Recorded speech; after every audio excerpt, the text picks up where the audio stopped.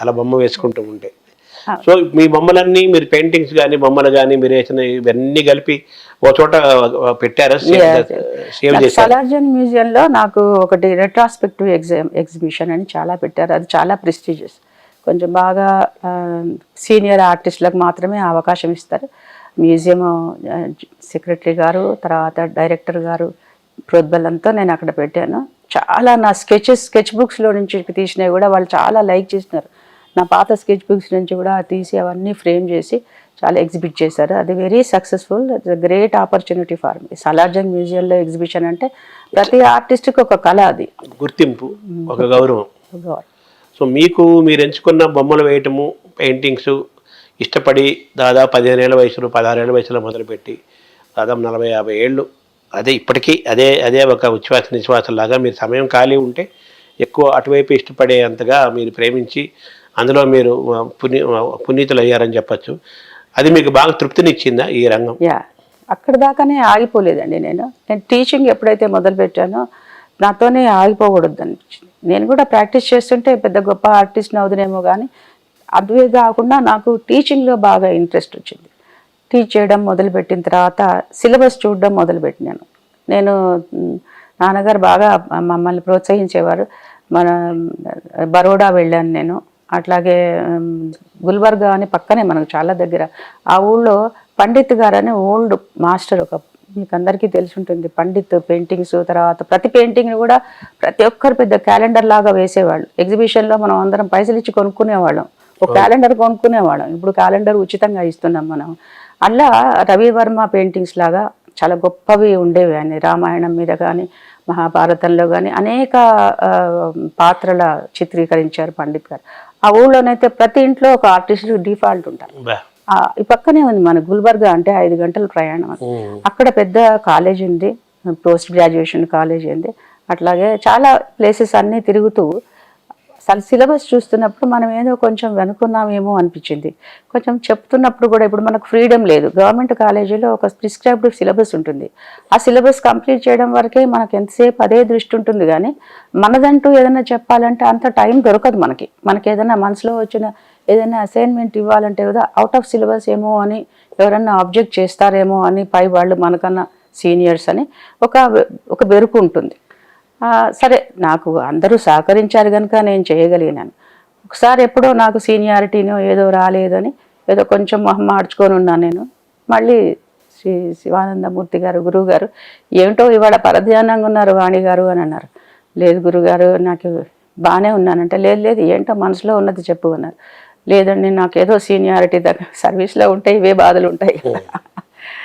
నువ్వే 1000 మందికి జీతాలు ఇవ్వాలి, నువ్వు జీతం ఏదో తక్కువ అని బాధపడుతున్నావేంటి అంటే నన్ను ఊరుకోబెట్టడానికి అన్నారేమో అనుకున్నా గురువుగారు. కానీ అది నిజమే కదా. అట్లా నన్ను గురువుగారు కాలేజీ పెట్టమ్మా, నువ్వు ఎన్ని రోజులు ఇట్లా పనిచేస్తావు ఒక యూనివర్సిటీకి, నువ్వే సొంతగా కాలేజీ పెట్టొచ్చు అని. అట్లా నాకు ఒక 2.5 years నాంపల్లిలో ఒక కమర్షియల్ కాంప్లెక్స్ ఇచ్చారు. Without rent, without any current, ఏమీ లేదు. అక్కడ నేను కాలేజీ స్టార్ట్ చేశాను, Shri Venkateshwara college of fine arts అని. 3వ సంవత్సరంలో మేము ఇక్కడ షిఫ్ట్ అయినాము. దయాకర్ రావు గారు మళ్ళీ ల్యాండ్ కొనడం, బిల్డింగ్ కట్టడం ఇవన్నీ జరిగినాయి. దీనికి కూడా మళ్ళీ నన్ను ప్రోత్సహించింది గురువు గారి ఆశీర్వచనం. శివానందమూర్తి గారు, బాపు గారు, హుసేన్ గారు వాళ్ళని కూడా ఇప్పుడు కలిసారా? వాళ్ళతో జ్ఞాపకం? హుసేన్ గారి గురించి, బాపు గారిని నేను చూసుకునే అదృష్టం దొరకలే, కానీ నేను తెలుసు ఆయనకి. నాకు కూడా బాపు గారి నేను అభిమానినే. హుసేన్ గారి గురించి అయితే చిన్న సంఘటన చాలా చెప్పుకోవాలి అందరికీ, అది షేర్ చేసుకోవాలని. నేను కొత్తగా కాలేజీ పెట్టిన, అది 2వ సంవత్సరం అనుకుంటాను.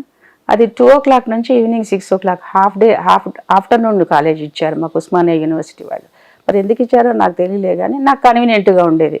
నేను మార్నింగ్ అంతా ఇంట్లో పని చేసుకుని పిల్లల్ని కాలేజీలకు పంపించేసి మధ్యాహ్నం 1 o'clock పోయేటప్పటికి 6 o'clock వరకల్లా ఇంకా పిల్లలందరూ ఇంటికి వచ్చేస్తారు, హాయిగా ఉంటారు. నాకు చాలా కన్వీనియంట్గా ఉండేది. సడన్గా నాకు ఒక ఫోన్ కాల్ వచ్చింది. నేను ఆఫీస్లో ఏదో పని చేసుకున్న అకౌంట్స్ ఏదో చూసుకుంటున్నాను. ఫోన్ కాల్ వచ్చింది, ఎంఎఫ్ హుసేన్ గారు మన కాలేజీకి వస్తున్నారంటే, మరి అత్యాశ ఏమో, హుసేన్ గారు మన దగ్గరికి ఎందుకు వస్తారులే అని నేను ఇంకా పట్టించుకోలే, అక్కాలుగా వచ్చాను. కానీ ఆర్కిటెక్చర్ కాలేజీలో చాలామంది బాగా అడ్మైర్ చేసేవాళ్ళు నా వర్క్. 2 కలిసే ఉండేవి కదా. జేఎన్టీయూలో ఉన్నప్పుడు ఒక 10 మంది స్టూడెంట్ లీడర్స్ ఈయనని పట్టుకుని కాలేజీకి వచ్చేసారు. సడన్గా అది డోర్ కొట్టేసి హుసేన్ గారు నా రూమ్లోకి వచ్చేసినారు. నేను అసలు కళా నిజమా అనుకుంటున్నాను.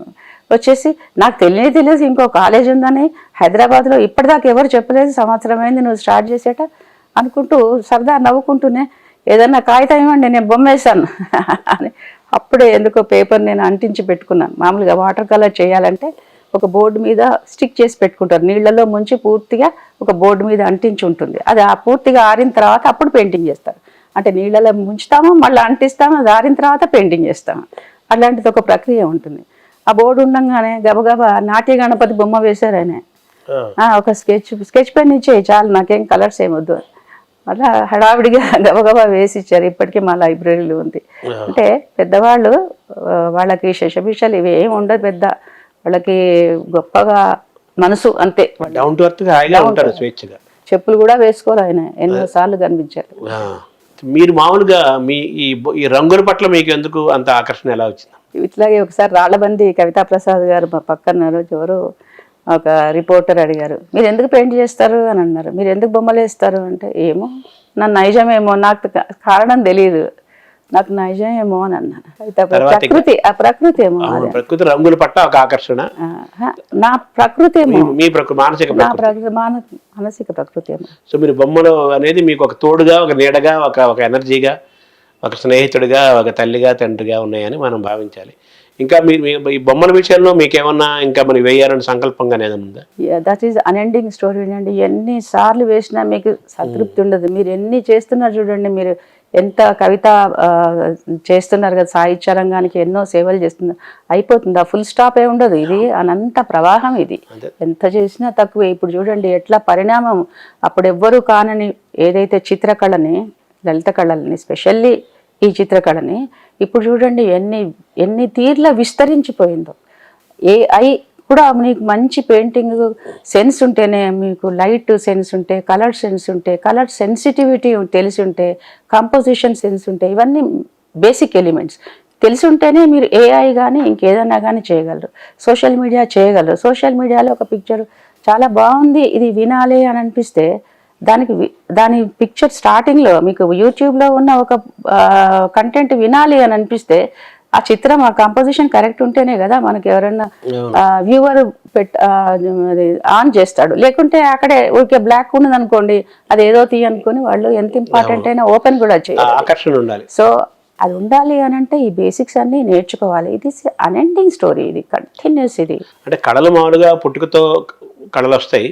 తర్వాత మీరు అన్నట్టుగా ఒక మంచి గురువుల దగ్గర అధ్యయనం చేసి దాన్ని శాస్త్రంగా మలుచుకొని నిరంతరం శాస్త్రీయబద్ధంగా నేర్చుకుంటే ఒక పరిపక్వత, ఒక పరిపూర్ణత వస్తుంది. అలా మీరు మీ బొమ్మల ప్రయాణంలో ఒక పరిణతి, ఒక పరిపక్వత మీరు వచ్చినట్టుగానే మీరు భావిస్తున్నారు.